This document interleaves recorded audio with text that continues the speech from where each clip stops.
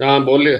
ਆਪਣਾ ਪੰਜਾਬ ਦੇ ਸਰੋਤਿਆਂ ਹੁਣ ਨੂੰ ਤੁਹਾਡਾ ਫੋਟੋ ਤੇ ਨਹੀਂ ਆ ਰਿਹਾ। ਦਰਸ਼ਕਾਂ ਨੂੰ ਸੁਭਾਸ਼ ਸ਼ਰਮਾ ਦਾ ਨਮਸਕਾਰ। ਹਾਜ਼ਰ ਹੋਏ ਹਾਂ ਜੀ ਪ੍ਰੋਗਰਾਮ ਲੈ ਕੇ ਸਿਹਤ ਤੇ ਸੰਭਾਲ। ਹਮੇਸ਼ਾ ਦੀ ਤਰ੍ਹਾਂ ਮੇਰੇ ਨਾਲ ਇਸ ਵਾਰ ਵੀ ਡਾਕਟਰ ਐਸ ਮੁਦਗਲ ਨੇ, ਜਿਹੜੇ ਕਿ ਸੀਨੀਅਰ ਫਿਜ਼ੀਸ਼ੀਅਨ ਨੇ ਔਰ ਹਰਿਆਣਾ ਆਈਐਮਏ ਦੇ ਜਿਹੜੇ ਪੁਰਾਣੇ ਜਿਹੜੇ ਐਕਸ ਪ੍ਰੈਜ਼ੀਡੈਂਟ ਰਹੇ ਨੇ ਔਰ ਵਰਤਮਾਨ ਵਿੱਚ ਵੀ ਪ੍ਰੈਕਟਿਸ ਕਰ ਰਹੇ ਨੇ ਔਰ ਹਰਿਆਣਾ ਸਾਹਿਤ ਅਕੈਡਮੀ ਦੇ ਉਹ ਡਾਇਰੈਕਟਰ ਵੀ ਰਹੇ ਨੇ, ਜਿਹੜੇ ਕਿ ਸਾਹਿਤ ਵਿੱਚ ਵੀ ਰੁਚੀ ਰੱਖਦੇ ਨੇ। ਅੱਜ ਅਸੀਂ ਜਿਹੜਾ ਪ੍ਰੋਗਰਾਮ ਕਰਾਂਗੇ ਉਸ ਤੋਂ ਪਹਿਲਾਂ ਅਸੀਂ ਸਵਾਗਤ ਕਰਦੇ ਹਾਂ ਡਾਕਟਰ ਸਾਹਿਬ ਦਾ। ਡਾਕਟਰ ਸਾਹਿਬ ਨਮਸਕਾਰ। ਨਮਸਕਾਰ, ਤੁਹਾਡਾ ਫੋਟੋ ਨਹੀਂ ਆ ਰਿਹਾ। ਨਮਸਕਾਰ। ਫੋਟੋ ਕੋਈ ਨਹੀਂ, ਆ ਜਾਏਗਾ ਜੀ, ਫੋਟੋ ਆ ਜਾਏਗਾ। ਤੇ ਚਲੋ। ਡਾਕਟਰ ਸਾਹਿਬ ਅੱਜ ਜਿਹੜਾ ਤੁਸੀਂ ਪਿਛਲੇ ਹਫਤੇ ਆਪਾਂ ਪ੍ਰੋਗਰਾਮ ਨਹੀਂ ਕਰ ਸਕੇ, ਕੋਈ ਟੈਕਨੀਕਲ ਸਮੱਸਿਆਵਾਂ ਸਨ, ਹੁਣ ਵੀ ਕੋਈ ਸਮੱਸਿਆ ਆ ਰਹੀ ਸੀ। ਅੱਜ ਅਸੀਂ ਗੱਲਬਾਤ ਕਰਾਂਗੇ ਬੈਲੈਂਸ ਡਾਈਟ ਤੇ, ਕਿ ਬੈਲੈਂਸ ਡਾਈਟ ਠੀਕ ਹੈ ਜੀ। ਕੀ ਹੁੰਦੀ ਹੈ ਔਰ ਕਿਉਂ ਜ਼ਰੂਰੀ ਹੈ ਸਰੀਰ ਵਾਸਤੇ। ਇਹਦੇ ਬਾਰੇ ਪਹਿਲਾਂ ਦੱਸੋ ਤੇ ਫਿਰ ਦੂਜੀ ਗੱਲ ਕਰਦੇ ਹਾਂ। ਤੇ ਮੈਡੀਕਲ ਪੁਆਇੰਟ ਆਫ ਵਿਊ ਨਾਲ ਆਦਮੀ ਦੇ ਸਰੀਰ ਵਾਸਤੇ ਇਹਦੀ ਕੀ ਮਹੱਤਤਾ ਹੈ, ਇਹਦੇ ਬਾਰੇ ਤਾਂ ਗੱਲ ਕਰੋ। ਸੁਭਾਸ਼ ਜੀ, ਬੈਲੈਂਸ ਡਾਈਟ ਜਾਂ ਸੰਤੁਲਿਤ ਆਹਾਰ, ਸੰਤੁਲਿਤ ਖੁਰਾਕ ਜਿਹਨੂੰ ਅਸੀਂ ਕਹਿੰਦੇ ਨੇ, ਦੋ ਮੁੱਖ ਪੱਖ ਨੇ। ਇੱਕ ਤਾਂ ਇਹ ਹੈ ਕਿ ਉਹ ਮੋਟਾਪਾ ਪੈਦਾ ਨਾ ਕਰੇ, ਤੇ ਦੂਜਾ ਇਹ ਹੈ ਕਿ ਉਹ ਕੁਪੋਸ਼ਣ ਜਾਂ ਕਮਜ਼ੋਰ ਨਾ ਹੋਣ ਦੇ। ਯਾਨੀ ਮੱਧ ਵਿਚਕਾਰ ਦੀ ਚੀਜ਼ ਹੈਗੀ। ਇਹ ਵੀ ਨਹੀਂ ਹੈ ਕਿ ਵੀ ਉਹ ਖਾਣ ਦੀ, ਚਾਹੇ ਉਹ ਚੀਜ਼ਾਂ ਹੋਣ ਜਾਂ ਮਿਕਦਾਰ ਹੋਏ, ਉਹ ਜ਼ਿਆਦਾ ਹੋ ਜਾਏ ਤੇ ਮੋਟਾਪਾ ਹੋ ਜਾਏ, ਮੋਟਾਪੇ ਤੋਂ ਬੜੀ ਬਿਮਾਰੀਆਂ ਹੋ ਜਾਂਦੀ, ਜਾਂ ਇਹ ਹੋਏ ਕਿ ਕਿਸੇ ਚੀਜ਼ ਦੀ ਕਮੀ ਹੋ ਜਾਏ ਤੇ ਕਮਜ਼ੋਰੀ ਆ ਜਾਏ। ਇਹ ਦੋ ਚੀਜ਼ਾਂ ਨੂੰ ਧਿਆਨ ਰੱਖ ਕੇ ਅਸੀਂ ਕਹਿੰਦੇ ਨੇ ਸੰਤੁਲਿਤ ਖੁਰਾਕ। ਤੇ ਬੈਲੈਂਸ ਡਾਈਟ ਦਾ ਹੁਣ ਤਾਂ ਬੜਾ ਰੌਲਾ ਪਿਆ, ਪਰ ਸਾਡੇ ਦੇਸ਼ 'ਚ ਇਹ ਬਹੁਤ ਪਹਿਲਾਂ ਤੋਂ ਇਹਦੀ ਗੱਲ ਹੋਈ ਸੀ। ਸਾਡੀ ਜਿਹੜੀ ਧਾਰਮਿਕ ਕਿਤਾਬਾਂ ਲੈ ਲਿਓ ਤੁਸੀਂ, ਗੀਤਾ ਵਿੱਚ ਵੀ ਬੈਲੈਂਸ ਡਾਈਟ ਦਾ ਜ਼ਿਕਰ ਹੈ। ਉਹਨਾਂ ਨੇ ਕਿਹਾ ਕਿ ਵੀ 3 ਤਰ੍ਹਾਂ ਦੀ ਖੁਰਾਕ ਹੁੰਦੀ ਨੇ, ਇੱਕ ਸਾਤਵਿਕ, ਇੱਕ ਰਾਜਸਿਕ ਤੇ ਇੱਕ ਤਾਮਸਿਕ। ਸਾਤਵਿਕ ਜਿਹੜੀ ਖੁਰਾਕ ਹੁੰਦੀ ਹੈ, ਉਹ ਖੁਰਾਕ ਸਰੀਰ ਤੇ ਦਿਮਾਗ ਦੋਨਾਂ ਨੂੰ ਠੀਕ ਰੱਖਦੀ ਹੈ, ਉਹ ਸਾਤਵਿਕ ਖੁਰਾਕ ਕਹੀ ਜਾਂਦੀ ਹੈ। ਤੇ ਜਿਹੜੀ ਖੁਰਾਕ ਸਿਰਫ ਸਰੀਰ ਨੂੰ ਪਾਲਦੀ ਹੈ, ਸਰੀਰ ਦਾ ਸੁੱਖ ਦਿੰਦੀ ਹੈ, ਉਹ ਰਾਜਸਿਕ ਕਹੀ ਜਾਂਦੀ ਹੈ। ਤੇ ਤੀਜੀ ਹੈਗੀ ਤਾਮਸਿਕ। ਤਾਮਸਿਕ ਖੁਰਾਕ ਉਹ ਹੁੰਦੀ ਹੈ ਜਿਹੜੀ ਸਰੀਰ ਨੂੰ ਖਰਾਬ ਕਰਦੀ ਹੈ, ਜਿਸ ਤਰ੍ਹਾਂ ਨਸ਼ੇ ਦੀ ਚੀਜ਼ਾਂ ਹੋਣੀਆਂ। ਪਰ ਸਭ ਤੋਂ ਪਹਿਲਾਂ ਅਸੀਂ ਗੱਲ ਕਰਾਂਗੇ ਕਿ ਬਈ ਜਿਹੜੀ ਸਰੀਰ ਨੂੰ ਠੀਕ ਰੱਖਣ ਦੀ ਹੈ, ਉਹ ਚੀਜ਼ਾਂ ਜਿਹੜੀ ਹੈ, ਤੇ ਜਿਹੜੀ ਬਹੁਤ ਜ਼ਿਆਦਾ ਮਸਾਲੇਦਾਰ ਨੇ, ਜਾਂ ਗੰਨ ਨੇ, ਜਾਂ ਖੱਟੀ ਨੇ, ਜਾਂ ਕੌੜੀ ਨੇ, ਜਾਂ ਤਿੱਖੀ ਨੇ, ਉਹ ਜਿਹੜੀ ਖੁਰਾਕਾਂ ਨੇ ਉਹ ਰਾਜਸਿਕ ਵਿੱਚ ਆਉਂਦੀ ਹੈ। ਤੇ ਜਿਹੜੀ ਬਾਸੀ ਹੈ ਜਾਂ ਜਿਹੜੀ ਨੁਕਸਾਨ ਕਰਦੀ ਹੈ, ਨਸ਼ਾ ਕਰਦੀ ਹੈ, ਉਹ ਤਾਮਸਿਕ ਵਿੱਚ ਆਉਂਦੀ ਨੇ। ਇਹ ਬਹੁਤ ਪੁਰਾਣੀ ਜਿਹੜੀ ਪਰਿਭਾਸ਼ਾ ਸਾਡੀ ਕਿਤਾਬਾਂ ਨੇ ਦਿੱਤੀ ਹੈ। ਹੁਣ ਅਸੀਂ ਆਉਂਦੇ ਨੇ ਮਾਡਰਨ ਉਸਤੇ। ਜਿਹੜਾ ਸਵਾਸਥ ਸੰਗਠਨ WHO ਹੈ, ਉਹਨੇ ਸਰੀਰ ਦੀ ਗੱਲ ਕੀਤੀ ਕਿ ਵੀ ਸਰੀਰ ਨੂੰ ਤੰਦਰੁਸਤ ਰੱਖਣ ਲਈ ਸਾਨੂੰ 7 ਚੀਜ਼ਾਂ ਦੀ ਜ਼ਰੂਰਤ ਹੁੰਦੀ ਹੈ। ਯਾਨੀ ਖਾਣੇ ਦੇ 7 ਪ੍ਰਕਾਰ ਦੀ। ਇੱਕ ਤਾਂ ਕਾਰਬੋਹਾਈਡਰੇਟ, ਦੂਜਾ ਪ੍ਰੋਟੀਨ, ਤੀਜਾ ਫੈਟ, ਚੌਥਾ ਮਿਨਰਲਸ, ਛਠਾ ਜਿਹੜਾ ਆ ਫਾਈਬਰ, ਤੇ 7ਵਾਂ ਪਾਣੀ। ਇੱਕ ਇੱਕ ਕਰਕੇ ਅਸੀਂ ਇਹ ਸਾਰੀ ਚੀਜ਼ਾਂ ਦੀ ਬਾਤ ਕਰਾਂਗੇ। ਪਹਿਲਾਂ ਆਉਂਦੇ ਕਾਰਬੋਹਾਈਡਰੇਟ ਤੇ। ਕਾਰਬੋਹਾਈਡਰੇਟ ਸਾਡੇ ਸਰੀਰ ਦੇ ਅੰਦਰ ਐਨਰਜੀ ਦਿੰਦੇ ਨੇ। ਇਹ ਐਨਰਜੀ ਫੂਡ ਕਹੇ ਜਾਂਦੇ ਨੇ, ਜਿਹਨੂੰ ਮਿੱਠਾ ਵੀ ਕਹਿ ਦਿੰਦੇ ਨੇ, ਹੋਰ ਵੀ ਚੀਜ਼ਾਂ ਨੇ। ਤੇ ਸਾਡੇ ਖੁਰਾਕ ਵਿੱਚ 60% ਜ਼ਰੂਰਤ ਹੁੰਦੀ ਹੈ ਕਾਰਬੋਹਾਈਡਰੇਟ ਦੀ। ਤੇ ਇਹ ਜਿਹੜੇ ਕਾਰਬੋਹਾਈਡਰੇਟ ਨੇ, ਅੱਗੇ ਦੱਸਾਂਗਾ ਕੀ ਕੀ ਹੁੰਦੇ ਨੇ। ਇਹ 1 ਗ੍ਰਾਮ ਖਾਣਾ ਜਿਹੜਾ ਇਹਨਾਂ ਦਾ ਉਹ 4 ਗ੍ਰਾਮ ਕੈਲੋਰੀ ਆ એનર્ਜੀ ਦੀ ਯੂਨਿਟ ਦਿੰਦਾ ਹੈ। ਇਹ ਹੁੰਦੇ ਕਿੱਥੇ ਨੇ? ਫਲ, ਸਬਜ਼ੀਆਂ, ਫਲੀਦਾਰ, ਅਨਾਜ ਤੇ ਜਿਹੜੇ ਨਟਸ ਜਿਹੜੇ ਹੁੰਦੇ ਨੇ, ਇਹ ਕਾਰਬੋਹਾਈਡਰੇਟਸ ਦੇ ਸੋਰਸ ਹੁੰਦੇ ਨੇ ਤੇ ਬਹੁਤ ਜ਼ਰੂਰੀ ਪਾਰਟ ਹੈਗਾ। ਮੈਂ ਤੁਹਾਨੂੰ ਦੱਸਿਆ ਕਿ ਵੀ ਇਹ 60% ਖੁਰਾਕ ਵਿੱਚ ਆਉਣਾ ਚਾਹੀਦਾ ਸਾਡੇ। ਦੂਜੇ ਨੰਬਰ ਤੇ ਆਉਂਦੀ ਹੈ ਪ੍ਰੋਟੀਨ। ਪ੍ਰੋਟੀਨ ਦਾ ਮਹੱਤਵ ਜਿਹੜਾ ਹੈ ਉਹ ਸਰੀਰ ਦੇ ਵਿਕਾਸ ਨੂੰ, ਯਾਨੀ ਬੱਚਾ ਜਿਸ ਤਰ੍ਹਾਂ ਪੈਦਾ ਹੁੰਦਾ ਹੈ ਉਹਨੂੰ ਵਧਣਾ ਹੁੰਦਾ ਹੈ ਬਈ ਸਰੀਰ ਅੱਗੇ ਅੱਗੇ, ਉਹਦੇ ਵਿੱਚ ਵੀ ਕੰਮ ਆਉਂਦਾ ਹੈ। ਇਹ ਸਾਡੀ ਮਾਸਪੇਸ਼ੀਆਂ ਤੇ ਹੋਰ ਅੰਗਾਂ, ਚਮੜੀ, ਬਾਲਾਂ, ਇਹਨਾਂ ਲਈ ਬੜਾ ਜ਼ਰੂਰੀ ਹੈ। ਤੇ ਹਾਰਮੋਨ ਵੀ ਬਣਾਉਂਦਾ ਹੈ ਪ੍ਰੋਟੀਨ ਜਿਹੜੀ ਹੈ ਨਾ, ਉਹ ਹਾਰਮੋਨ ਤੇ ਜਿਹੜੀ ਐਂਟੀਬਾਡੀਜ਼ ਨੇ ਜੋ ਇਮਿਊਨਿਟੀ ਪੈਦਾ ਕਰਦੇ हैं ਉਹਨਾਂ ਲਈ ਵੀ ਬਹੁਤ ਜ਼ਰੂਰੀ ਹੈ। ਇਹ ਸਾਰੇ ਅੰਗਾਂ ਦੀ ਸੰਭਾਲ ਲਈ ਜ਼ਰੂਰੀ ਹੁੰਦਾ ਹੈ ਪ੍ਰੋਟੀਨ। ਪ੍ਰੋਟੀਨ ਨਾ ਹੋਏ ਤਾਂ ਸਾਨੂੰ ਬਿਮਾਰੀ ਹੋਣ ਦੇ ਬਹੁਤ ਕਾਰਨ ਬਣ ਜਾਂਦੇ ਹਨ। ਤੇ ਪ੍ਰੋਟੀਨ ਦਾ ਇੱਕ ਹਿੱਸਾ ਜਿਹੜਾ ਹੈ ਉਹ ਅਮੀਨੋ ਐਸਿਡ ਹੁੰਦਾ ਹੈ।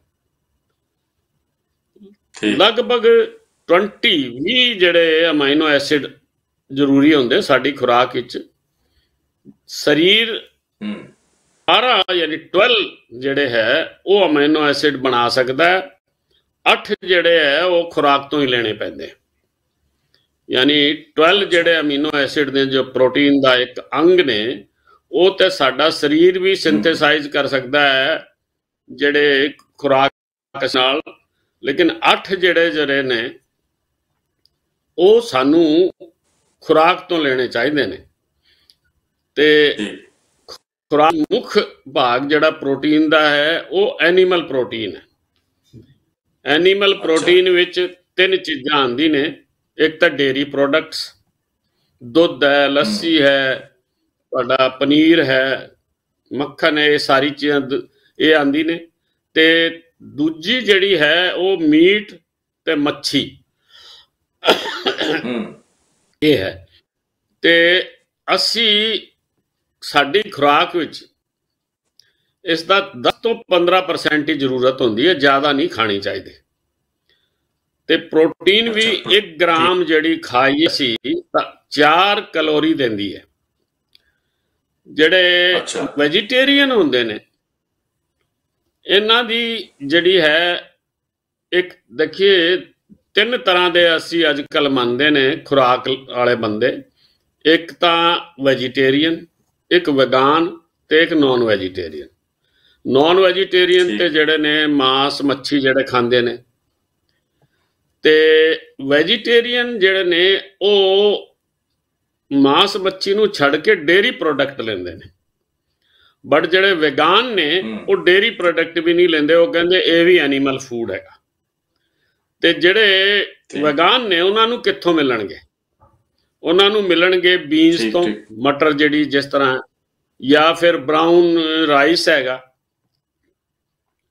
ਇਹ ਜਿਹੜੀ ਚੀਜ਼ਾਂ ਨੇ, ਜਾਂ ਸੋਇਆਬੀਨ ਹੈਗਾ, ਇਹ ਸਾਰੀ ਚੀਜ਼ਾਂ ਨੇ, ਇਹ ਉਹਨਾਂ ਨੂੰ ਵੈਗਾਨ ਨੂੰ ਉਹ ਦੇ ਸਕਦੇ। ਤੇ ਜਿਹੜੇ ਵੈਜੀਟੇਰੀਅਨ ਨੇ ਉਹਨਾਂ ਨੂੰ ਜਿਹੜਾ ਡੇਅਰੀ ਪ੍ਰੋਡਕਟ ਨੇ ਉਹ ਬਹੁਤ ਅੱਛਾ ਸਾਧਨ ਨੇ। ਤੇ ਨਾਲ ਨਾਲ ਜਿਹੜੀ ਵੈਜੀਟੇਰੀਅਨ ਚੀਜ਼ਾਂ ਨੇ। ਤੇ ਨੌਨ ਵੈਜ ਦਾ ਮੈਂ ਤੁਹਾਨੂੰ ਦੱਸਿਆ ਕਿ ਸਾਰੇ ਮੀਟ ਤੇ ਮੱਛਲੀ, ਇਹ ਫਿਸ਼ ਜਿਹੜੀ ਹੈ ਇਹ ਦਿੰਦੇ ਨੇ। ਤੀਜਾ ਚਰਬੀ, ਫੈਟ, ਇਹ ਬੜੇ ਕੰਮ ਆਉਂਦਾ। ਸਭ ਤੋਂ ਪਹਿਲਾਂ ਕੰਮ ਤਾਂ ਇਸ ਦਾ ਹੈ ਕਿ ਇਨਸੂਲੇਸ਼ਨ, ਸਾਡੀ ਚਮੜੀ ਦੇ ਥੱਲੇ, ਸਕਿਨ ਦੇ ਥੱਲੇ, ਇਹ ਸਾਨੂੰ ਗਰਮੀ ਤੇ ਸਰਦੀ ਤੋਂ ਬਚਾਉਂਦਾ ਹੈ। ਇਹ ਬਹੁਤ ਤਗੜਾ ਯਾਨੀ ਕਿ ਇਨਸੂਲੇਟਰ ਹੈਗਾ। ਇਹਦੇ ਬਿਨਾ ਬਹੁਤ ਸਾਰੇ ਸਰਦੀ ਤੇ ਗਰਮੀ ਨਾਲ ਹੋਣ ਦੇ ਬਿਮਾਰੀਆਂ ਜਾਣਗੀ। ਦੂਜਾ ਇਹਦਾ ਕੰਮ ਹੈ ਨਿਊਰੋ ਟਰਾਂਸਮਿਸ਼ਨ ਵਿੱਚ। ਜਿਹੜੇ ਬ੍ਰੇਨ ਦੇ ਸੈੱਲ ਨੇ, ਤੰਤੂਜ ਨੇ, ਉਹਨਾਂ ਦੇ ਸੂਚਨਾ ਨੂੰ ਆਦਾਨ ਪ੍ਰਦਾਨ ਕਰਨ ਲਈ ਫੈਟ ਦੀ ਬੜੀ ਜ਼ਰੂਰਤ ਹੁੰਦੀ ਹੈ।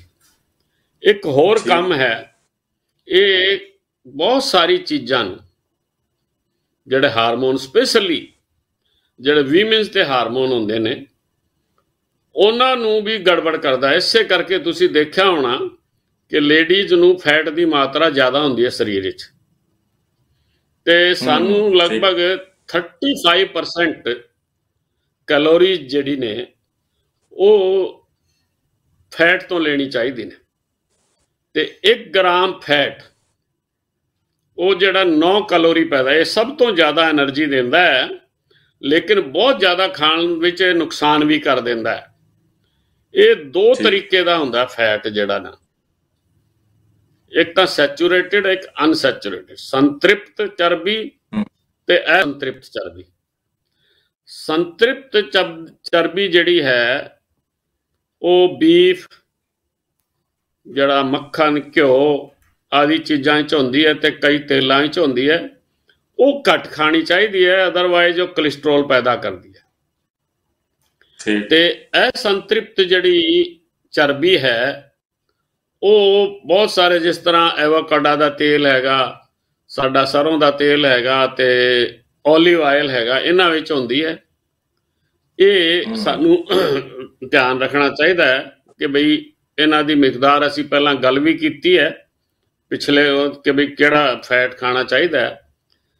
ਫਿਰ ਆਉਂਦੀ ਹੈ ਬਾਰੀ ਵਿਟਾਮਿਨ ਦੀ। ਵਿਟਾਮਿਨ ਜਿਹੜੇ ਨੇ ਉਹ ਗੁੰਝਲਦਾਰ ਜੈਵਿਕ ਪਦਾਰਥ ਤੇ ਜਿਨ੍ਹਾਂ ਦੀ ਸਰੀਰ ਦੀ ਤਕਰੀਬਨ ਹਰ ਪ੍ਰਣਾਲੀ ਵਿੱਚ ਲੋੜ ਪੈਂਦੀ ਹੈ। ਇਹ ਸਿਸਟਮ ਤੇ ਦਿਮਾਗ ਪ੍ਰਣਾਲੀ ਦੇ ਸਾਰੇ ਕੰਮਾਂ ਨੂੰ ਰੈਗੂਲੇਟ ਕਰਦੇ। ਉਹ ਭੋਜਨ ਜਿਹੜਾ ਅਸੀਂ ਕਰਦੇ ਹਾਂ, ਖੁਰਾਕ, ਉਹਨੂੰ એનર્ਜੀ ਵਿੱਚ ਬਦਲਣ ਦੀ ਸਹਾਇਤਾ ਵੀ ਕਰਦੇ ਨੇ ਤੇ ਸਾਡੀ ਬਾਡੀ ਦੇ ਡਿਵੈਲਪਮੈਂਟ ਵਿੱਚ ਵੀ ਕੰਮ ਆਉਂਦੇ ਨੇ। ਤੇ ਸਰੀਰ ਨੂੰ ਹਾਨੀਕਾਰਕ ਜਿਹੜੇ ਰੈਡੀਕਲਸ ਨੇ, ਜਿਸ ਨੂੰ ਅਸੀਂ ਡਾਕਟਰੀ ਭਾਸ਼ਾ ਵਿੱਚ ਫ੍ਰੀ ਰੈਡੀਕਲਸ ਕਹਿੰਦੇ ਨੇ, ਉਸ ਤੋਂ ਵੀ ਬਚਾਉਣ ਦੀ ਸਹਾਇਤਾ ਕਰਦੇ ਨੇ। ਇਹ ਸਾਡੇ ਸਰੀਰ ਵਿੱਚ ਬਹੁਤ ਜ਼ਿਆਦਾ ਪੈਦਾ ਨਹੀਂ ਕੀਤੇ ਜਾ ਸਕਦੇ, ਥੋੜੇ ਜਿਹੇ, ਬਾਕੀ ਸਾਰੇ ਸਾਨੂੰ ਖੁਰਾਕ ਤੋਂ ਹੀ ਲੈਣਾ। ਜਿਹੜਾ ਵਿਟਾਮਿਨ ਡੀ ਹੈ ਉਹ ਬਹੁਤ ਜ਼ਰੂਰੀ ਘਟਕ ਹੈਗਾ ਵਿਟਾਮਿਨਾਂ ਦਾ, ਤੇ ਉਹਨੂੰ ਸਨਸਾਈਨ ਵਿਟਾਮਿਨ ਵੀ ਕਹਿੰਦੇ ਨੇ। ਸਾਡਾ ਸਰੀਰ ਧੁੱਪ ਨਾਲ ਮਿਲ ਕੇ, ਧੁੱਪ ਦੀ ਅਲਟਰਾਵਾਇਲਟ ਰੇਜ਼ ਦੇ ਨਾਲ ਮਿਲ ਕੇ ਵਿਟਾਮਿਨ ਡੀ ਪੈਦਾ ਕਰ ਸਕਦਾ ਹੈ। ਇਸ ਲਈ ਧੁੱਪ ਵਿੱਚ ਕੰਮ ਕਰਨਾ, ਅੱਜ ਕੱਲ੍ਹ ਤੁਸੀਂ ਦੇਖਿਆ ਹੋਣਾ ਕਿ ਚਾਹੇ ਟਰੱਕ ਹੋਣ, ਚਾਹੇ ਟਰੈਕਟਰ ਹੋਣ ਜਾਂ ਦੂਸਰੇ ਦਫ਼ਤਰ, ਏਸੀ ਦਫ਼ਤਰ ਹੁੰਦੇ ਨੇ, ਧੁੱਪ ਵਿੱਚ ਨਹੀਂ ਜਾਂਦੇ। ਇਸ ਕਰਕੇ ਵਿਟਾਮਿਨ ਡੀ ਦੀ ਬਹੁਤ ਕਮੀ ਹੋ। ਤੇ ਵਿਟਾਮਿਨ ਡੀ ਦੀ ਸਪਲੀਮੈਂਟ, ਇਹੋ ਇੱਕ ਵਿਟਾਮਿਨ ਹੈਗਾ ਜਿਹਦੀ ਸਪਲੀਮੈਂਟ ਜ਼ਰੂਰੀ ਹੁੰਦੀ। ਬਾਕੀ ਵਿਟਾਮਿਨ ਜਿਹੜੇ ਨੇ ਉਹ ਖੁਰਾਕ ਤੋਂ ਪੈਦਾ ਕੀਤੇ ਜਾ ਸਕਦੇ। ਇੱਕ ਗੱਲ ਮੈਂ ਪਹਿਲਾਂ ਵੀ ਦੱਸੀ ਸੀ ਕਿ ਜਿਹੜੇ ਵਿਟਾਮਿਨਸ ਨੇ ਇਹ ਰੈਗੂਲਰ ਨਹੀਂ ਖਾਣੇ ਚਾਹੀਦੇ, ਯਾਨੀ ਰੋਜ਼ ਨਹੀਂ ਖਾਣੇ, ਚਾਹੇ ਉਹ ਵਿਟਾਮਿਨ ਬੀ ਹੋਏ, ਚਾਹੇ ਵਿਟਾਮਿਨ ਡੀ ਹੋਏ, ਵਿਟਾਮਿਨ ਸੀ ਹੋਏ। ਕਿਉਂ? ਜੇਕਰ ਅਸੀਂ ਖਾਈਏ ਜਾਂ ਹੋਟਲ ਵਿੱਚ ਖਾਣਾ ਖਾਈਏ ਤੇ ਸਾਡੀ ਕਿਚਨ ਬੇਕਾਰ ਹੋ ਜਾਂਦੀ ਹੈ। ਇਸੇ ਤਰ੍ਹਾਂ ਜੇਕਰ ਅਸੀਂ ਵਿਟਾਮਿਨ ਰੋਜ਼ ਖਾਵਾਂਗੇ ਤੇ ਜਿਹੜਾ ਸਾਡਾ ਸਰੀਰ ਥੋੜੇ ਜਿਹੇ ਬਣਾਉਂਦਾ ਹੈ ਉਹ ਨਹੀਂ ਬਣਾਏਗਾ। ਇਹ ਸਪਲੀਮੈਂਟ ਮੈਂ ਤੁਹਾਨੂੰ ਦੱਸਿਆ ਕਿ ਇਹ ਰੈਗੂਲਰ ਨਹੀਂ ਲੈਣੇ। 5ਵੇਂ ਨੰਬਰ ਤੇ ਨੇ ਮਿਨਰਲ, ਖਣਿਜ ਪਦਾਰਥ। ਜਿਸ ਤਰ੍ਹਾਂ ਅਸੀਂ ਨਾਂ ਸੁਣਦੇ ਨੇ ਬਈ ਸੋਡੀਅਮ ਹੈਗਾ, ਕਾਪਰ ਹੈਗਾ, ਮੈਗਨੀਸ਼ੀਅਮ ਹੈਗਾ, ਜ਼ਿੰਕ ਹੈਗਾ। ਅੱਜ ਕੱਲ੍ਹ ਕਰੋਨਾ ਦੇ ਟਾਈਮ ਵਿੱਚ ਜ਼ਿੰਕ ਦਾ ਬੜਾ ਬੋਲਬਾਲਾ ਹੈ, ਬੜਾ ਰੌਲਾ ਹੈ ਬਈ ਜ਼ਿੰਕ ਜਿਹੜੇ, ਦੇ ਆਰ ਵੈਰੀ ਐਸੈਂਸ਼ੀਅਲ। ਤੇ ਇਹ ਵੀ ਸਾਨੂੰ, ਪੋਟਾਸ਼ੀਅਮ ਵੀ ਬਹੁਤ ਇੰਪੋਰਟੈਂਟ ਹੈ। ਇਹ ਜਿਹੜੀ ਸਾਰੀ ਚੀਜ਼ਾਂ ਨੇ ਇਹ ਸਾਨੂੰ ਸਾਰੇ, ਚਾਹੇ ਉਹ ਵੈਜੀਟੇਰੀਅਨ ਹੋਣ, ਵੈਗਾਨ ਹੋਣ ਜਾਂ ਨੌਨ ਵੈਜ, ਉੱਥੇ ਮਿਲ ਜਾਂਦੇ ਨੇ। ਪਰ ਧਿਆਨ ਇਹ ਰੱਖਣਾ ਹੁੰਦਾ ਕਿ ਕਈ ਬਿਮਾਰੀਆਂ ਵਿੱਚ, ਜਿਸ ਤਰ੍ਹਾਂ ਬਲੱਡ ਪ੍ਰੈਸ਼ਰ ਹੈ, ਡਾਇਬਟੀਜ਼ ਹੈ, ਉਹਦੇ ਵਿੱਚ ਇਹਨਾਂ ਦੇ ਟੈਸਟ ਤੇ ਰੈਗੂਲੇਸ਼ਨ ਬਹੁਤ ਜ਼ਰੂਰੀ ਹੁੰਦੀ ਹੈ। 6ਵੇਂ ਨੰਬਰ ਤੇ ਆਉਂਦਾ ਹੈ ਸੁਭਾਸ਼ ਜੀ ਫਾਈਬਰ। ਅੱਜ ਕੱਲ੍ਹ ਫਾਈਬਰ ਦਾ ਵੀ ਬੜਾ ਰੌਲਾ ਹੈ। ਤੁਸੀਂ ਸੁਣਿਆ ਹੋਣਾ ਕਿ ਬਈ ਫਾਈਬਰ ਖਾਓ, ਫਾਈਬਰ ਖਾਓ। ਫਾਈਬਰ ਜਿਹੜਾ ਹੈ ਸਾਡੇ ਹਿੰਦੁਸਤਾਨੀਆਂ ਨੂੰ ਤਾਂ ਤਕਰੀਬਨ ਜਿਹੜਾ ਸਾਡਾ ਆਪਣਾ ਖਾਣਾ ਹੈ, ਅਨਾਜ ਦਾ ਹੈ, ਫਲਾਂ ਦਾ ਹੈ, ਸਬਜ਼ੀਆਂ ਦਾ, ਮਿਲ ਜਾਂਦਾ ਹੈ। ਇਹ ਜ਼ਿਆਦਾ ਦਿੱਕਤ ਆਉਂਦੀ ਹੈ ਉਹਨਾਂ ਨੂੰ ਜਿਹੜੇ ਸਿਰਫ ਨੌਨ ਵੈਜ ਖਾਂਦੇ ਨੇ। ਇਹ ਜਿਹੜੀ ਚੀਜ਼ਾਂ ਨੇ ਇਹ ਗੜਬੜ, ਇਹ ਦੋ ਤਰੀਕੇ ਦਾ ਹੁੰਦਾ ਹੈ ਫਾਈਬਰ। ਇੱਕ ਘੁਲਣਸ਼ੀਲ ਫਾਈਬਰ ਹੁੰਦਾ ਹੈ, ਘੁਲ ਜਾਂਦਾ ਪਾਣੀ 'ਚ। ਦੂਜਾ ਜਿਹੜਾ ਹੈ ਬਿਨਾਂ ਘੁਲਣ ਵਾਲਾ ਹੁੰਦਾ ਹੈ। ਜਿਹੜਾ ਘੁਲਣਸ਼ੀਲ ਫਾਈਬਰ ਹੁੰਦਾ ਹੈ ਉਹ ਤਾਂ ਐਬਜ਼ੌਰਪਸ਼ਨ ਵਿੱਚ ਸਹਾਇਤਾ ਕਰਦਾ, ਤੇ ਜਿਹੜਾ ਘੁਲਦਾ ਨਹੀਂ ਹੈਗਾ ਉਹ ਸਾਡੀ ਕਬਜ਼ ਨਹੀਂ ਹੋਣ ਦਿੰਦਾ ਤੇ ਬਹੁਤ ਜਲਦੀ ਐਬਜ਼ੌਰਬ ਨਹੀਂ ਹੋਣ ਦਿੰਦਾ। ਇਹ ਸਾਰੇ ਦੇ ਸਾਰੇ ਚੀਜ਼ ਨੇ, ਯਾਨੀ ਜਿਹੜੇ ਨੌਨ ਡਿਜ਼ੋਲਵਿੰਗ ਹੈ ਉਹ ਸਾਡੀ ਅੰਦਾਂ ਨੂੰ, ਜਿਹੜੀ ਇੰਟੈਸਟਾਈਨਸ ਜਿਹੜੀ ਨੇ ਉਹਨਾਂ ਨੂੰ ਕਲੀਨ ਰੱਖਦਾ ਹੈ, ਉਹਨਾਂ ਦੀ ਮੂਵਮੈਂਟ ਨੂੰ ਰੈਗੂਲੇਟ ਕਰਦਾ ਹੈ, ਤੇ ਕਬਜ਼ ਤੇ ਕਬਜ਼ ਤੋਂ ਹੋਣ ਦੇ ਬਿਮਾਰੀਆਂ ਨਹੀਂ ਹੋਣ ਦਾ, ਕਿਉਂਕਿ ਇਹ ਹੌਲੀ ਹੌਲੀ ਖਾਲੀ ਕਰਦਾ ਹੈ ਪੇਟ ਨੂੰ, ਇੱਕਦਮ ਨਹੀਂ ਕਰਦਾ। 7ਵੇਂ ਨੰਬਰ ਤੇ ਆਉਂਦਾ ਹੈ ਸੁਭਾਸ਼ ਜੀ ਪਾਣੀ। ਕਾਰਬੋਹਾਈਡਰੇਟ, ਪ੍ਰੋਟੀਨ, ਚਰਬੀ, ਇਨ ਸਾਰੀ ਚੀਜ਼ਾਂ ਤੋਂ ਜੇਕਰ ਅਸੀਂ ਨਾ ਵੀ ਖਾਈਏ ਤਾਂ ਲਗਭਗ 2 ਮਹੀਨੇ ਅਸੀਂ ਜਿੰਦਾ ਰਹਿ ਸਕਦੇ ਨੇ। ਬਟ ਜੇਕਰ ਵਾਟਰ, ਪਾਣੀ ਨਾ ਪੀਏ ਨਾ, ਤੇ ਕੁਝ ਦਿਨਾਂ ਦੀ ਗੱਲ ਹੈ, ਉਹਦੇ ਬਾਅਦ ਬੰਦੇ ਨੇ ਜੀਣਾ ਨਹੀਂ ਹੈਗਾ। ਪਾਣੀ ਜਿਹੜਾ ਹੈ ਉਹ ਸਭ ਤੋਂ ਜ਼ਰੂਰੀ ਘਟਕ। ਸਾਡਾ ਸਰੀਰ ਜਿਹੜਾ ਹੈ ਇਟਸੈਲਫ, ਪਾਣੀ ਕਿਹੜੇ ਵਿਟਾਮਿਨ ਹੁੰਦੇ ਆ? ਪਾਣੀ ਵਿੱਚ ਵਿਟਾਮਿਨ ਨਹੀਂ ਹੁੰਦੇ, ਇਹ ਬਾਕੀ ਚੀਜ਼ਾਂ ਨੂੰ ਘੋਲਣ ਦਾ ਕੰਮ ਕਰਦਾ। ਇਹਦੇ ਵਿੱਚ ਹੋਰ ਕੋਈ ਖੁਰਾਕ ਨਹੀਂ ਹੁੰਦੀ, ਆਲਮੋਸਟ 0 ਕੈਲੋਰੀ ਹੁੰਦੀ ਹੈ। ਸਾਡਾ ਸਰੀਰ 65% ਜਿਹੜਾ ਪਾਣੀ ਦਾ ਬਣਿਆ, ਤੇ ਸਾਡੇ ਸਰੀਰ ਦਾ ਤਾਪਮਾਨ ਰੈਗੂਲੇਟ ਕਰਦਾ ਹੈ। ਜੇਕਰ ਪਾਣੀ ਘਟ ਜਾਏ ਤਾਂ ਸਾਡਾ ਟੈਂਪਰੇਚਰ ਵੱਧ ਜਾਂਦਾ, ਤੇ ਸਰਦੀ ਵੀ ਜ਼ਿਆਦਾ ਲੱਗਦੀ ਹੈ ਪਾਣੀ ਘਟ ਹੋ ਜਾਏ ਤੇ ਅਸੀਂ ਕਹਿ ਸਕਦੇ ਹਾਂ ਕਿ ਬਈ ਸਿਹਤਮੰਦ ਰਹਿਣ ਲਈ ਫਲ, ਸਬਜ਼ੀਆਂ, ਪ੍ਰੋਟੀਨ, ਚਰਬੀ, ਕਾਰਬੋਹਾਈਡਰੇਟ ਅਤੇ ਕੁਝ ਮਿਨਰਲਸ ਤੇ ਵਿਟਾਮਿਨ, ਇਹਨਾਂ ਦੇ ਨਾਲ 6 ਤੋਂ 8 ਗਲਾਸ ਤਰਲ ਪਦਾਰਥ ਪਾਣੀ ਦੀ ਜ਼ਰੂਰਤ ਰੋਜ਼ ਪੈਂਦੀ ਹੈ। ਪਾਣੀ ਦਾ ਮਤਲਬ ਇਹ ਹੈ ਕਿ ਤੁਸੀਂ ਲੱਸੀ ਪੀ, ਉਹਦੇ ਵਿੱਚ ਪਾਣੀ ਹੈ, ਫਰੂਟ ਹੁੰਦੇ ਉਹਨਾਂ ਵਿੱਚ ਵੀ ਹੁੰਦੇ ਆ, ਚਾਹ ਵੀ ਹੁੰਦੀ ਹੈ, ਪਰ 6 ਗਲਾਸ ਤਾਂ ਅਸੀਂ ਪਾਣੀ ਵੀ ਪੀਣਾ ਚਾਹੀਦਾ ਹੈ। ਇਹ ਬਹੁਤ ਜ਼ਰੂਰੀ ਹੈ। ਤੇ ਦੂਜੀ ਇੱਕ ਹੋਰ ਚੀਜ਼ ਹੈਗੀ ਕਿ ਇਹ ਤਾਂ ਅਸੀਂ ਸਰੀਰ ਦੀ ਗੱਲ ਕੀਤੀ, ਬਟ ਹਿਊਮਨ ਬੀਇੰਗ ਨੂੰ ਸੋਸ਼ਲ ਐਨੀਮਲ ਕਿਹਾ ਜਾਂਦਾ ਹੈ। Not animal, we are animals but we are social animals. ਹੁਣ ਸੋਸ਼ਲ ਐਨੀਮਲ ਕਿਸ ਤਰ੍ਹਾਂ ਹੈ ਕਿ ਪਰਿਵਾਰ, ਹਾਂਜੀ, ਤੇ ਸੁਸਾਇਟੀ ਨਾਲ ਜੁੜਿਆ, ਤੇ ਉਹਦੇ ਸਵਾਸਥ ਰਹਿਣ ਲਈ ਉਹਦਾ ਦਿਮਾਗ ਜਾਂ ਮਨ, ਉਹਦੀ ਵੀ ਤੰਦਰੁਸਤੀ ਬੜੀ ਜ਼ਰੂਰੀ ਹੈ। ਦਿਮਾਗ ਕਦੋਂ ਤੰਦਰੁਸਤ ਰਹੇਗਾ? ਜਦ ਉਸ ਦੀ ਆਰਥਿਕ ਸਥਿਤੀ ਠੀਕ ਹੋਏਗੀ, ਸਮਾਜ ਵਿੱਚ ਉਹਦਾ ਮਾਣ ਹੋਏਗਾ, ਪਰਿਵਾਰ ਵਿੱਚ ਪਿਆਰ ਤੇ ਇੱਜ਼ਤ। ਤੇ ਇਹ ਵੀ ਬਹੁਤ ਜ਼ਰੂਰੀ ਚੀਜ਼ਾਂ ਨੇ ਸਵਸਥ ਲਈ। ਇਹ ਨਹੀਂ ਹੈ ਕਿ ਸਿਰਫ ਜਿਹੜੀ ਅਸੀਂ 7 ਚੀਜ਼ਾਂ ਗਿਣਾਈ ਨੇ, carbohydrate, protein, fat, mineral, fibre, vitamins, ਪਾਣੀ, ਇਹ ਜ਼ਰੂਰੀ ਨੇ। ਜਾਨਵਰਾਂ ਲਈ ਤੇ ਚਲੋ ਇਹਨਾਂ ਦੇ ਨਾਲ ਕੰਮ ਚੱਲ ਜਾਂਦਾ ਹੈ, ਪਰ ਆਦਮੀਆਂ ਨੂੰ, ਜਿਹੜੇ ਮਨੁੱਖ ਨੇ, ਇਹਨਾਂ ਨੂੰ ਇਹਨਾਂ ਦੇ ਕੰਮ ਨਾਲ ਕੰਮ ਨਹੀਂ, ਕਿਉਂਕਿ ਜੇਕਰ ਆਦਮੀ ਆਰਥਿਕ ਤੌਰ 'ਤੇ ਹੋਗਾ, ਖਰੀਦ ਨਹੀਂ ਪਾਏਗਾ, ਤੇ ਪਰਿਵਾਰ ਵਿੱਚ ਸੁੱਖ ਨਹੀਂ ਹੋਏਗਾ, ਤੇ ਉਹ ਖਾਣਾ ਹੀ ਨਹੀਂ ਖਾਊਗਾ, ਉਦਾਸ ਰਹੇਗਾ। ਤੇ ਫਿਰ ਸਰੀਰ ਕੰਮ ਨਹੀਂ ਕਰੇਗਾ। ਇਸ ਲਈ ਘਰ ਪਰਿਵਾਰ ਵਿੱਚ ਪ੍ਰੇਮ ਬਹੁਤ ਜ਼ਰੂਰੀ ਹੈ। ਸਮਾਜ ਵਿੱਚ 2-3 ਚੀਜ਼ਾਂ ਬੜੀ ਜ਼ਰੂਰੀ ਨੇ ਸਮਾਜ ਦੀ। ਇੱਕ ਤਾਂ ਸਾਡਾ ਜਿਹੜਾ ਸਰਕਾਰੀ ਤੰਤਰ ਹੈ, ਉਹਨੂੰ ਇਹ ਸਾਰੀ ਚੀਜ਼ਾਂ ਦਾ ਧਿਆਨ ਰੱਖਣਾ ਚਾਹੀਦਾ। ਦੂਜਾ ਹੈ ਧਰਮ। ਸਾਰੇ ਧਰਮ ਜਿਹੜੇ ਨੇ ਉਹ ਪਿਆਰ ਲਈ ਕ੍ਰੀਏਟ ਕੀਤੇ ਸੀ ਸਾਡੇ ਪੁਰਖਿਆਂ ਨੇ, ਜਿਸ ਨੂੰ ਵੀ ਕਹਿ ਲਿਓ ਤੁਸੀਂ, ਭਗਵਾਨ ਕਹਿ ਲਿਓ, ਮਹਾਤਮਾ ਕਹਿ ਲਿਓ, ਵਟਐਵਰ ਇਟ ਇਜ਼। ਲੇਕਿਨ ਸੁਭਾਸ਼ ਭਾਈ, ਤੁਸੀਂ ਜਾਣਦੇ ਹੋ ਇਤਿਹਾਸ ਇਹ ਹੈ ਕਿ ਸਭ ਤੋਂ ਜ਼ਿਆਦਾ ਲੜਾਈਆਂ ਜਿਹੜੀ ਨੇ ਉਹ ਧਰਮ ਕਰਕੇ ਹੋਈ ਨੇ।